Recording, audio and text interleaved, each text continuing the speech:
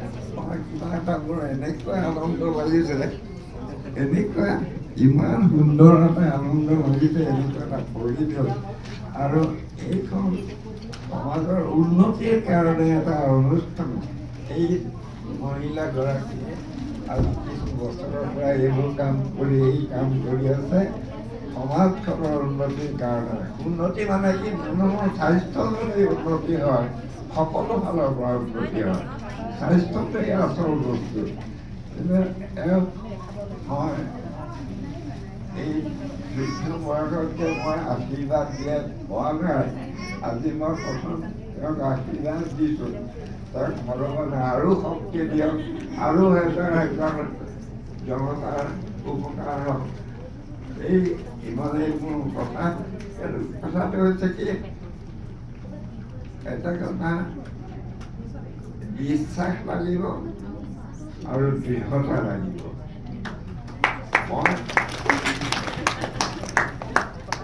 মই এই দুটা বস্তুৰ ওপৰতে মই বিশ্বাস কৰোঁ।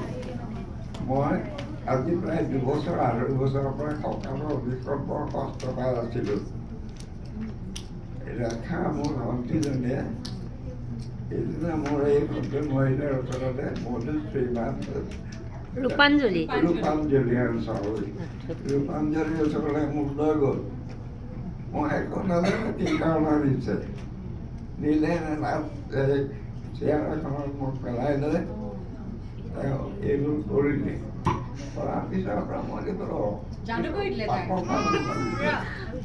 গাটো যোৱা সময়ত খোজকাঢ়ি যাবই নোৱাৰে আৰু ঘূৰি আহি কৈছে মোৰ দেখোন বিষটো নাই। তোমালোকে ভাবি চোৱা, মোৰ বয়স 96। এতিয়া মই 20 বছৰীয়া 25 বছৰীয়া ডেকা নহয় যে পটকৰে এনেকুৱা এটা হৈ যাব।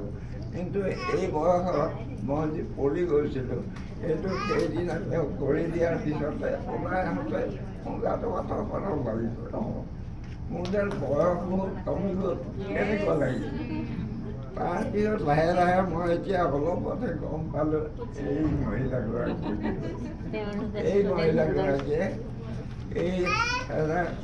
বহুতক এইখিনি শিকাই লৈ সমাজখনৰ উন্নতি কৰিছে। সমাজৰ উন্নতিতে অন্য ধৰণে কি কৰিছে সেইটো কথা নহয়। কথা হৈছে মানুহৰ স্বাস্থ্য যেতিয়া বনাই দিছে, সমাজখনৰ উন্নতি অট'মেটিকেলি হ'ব।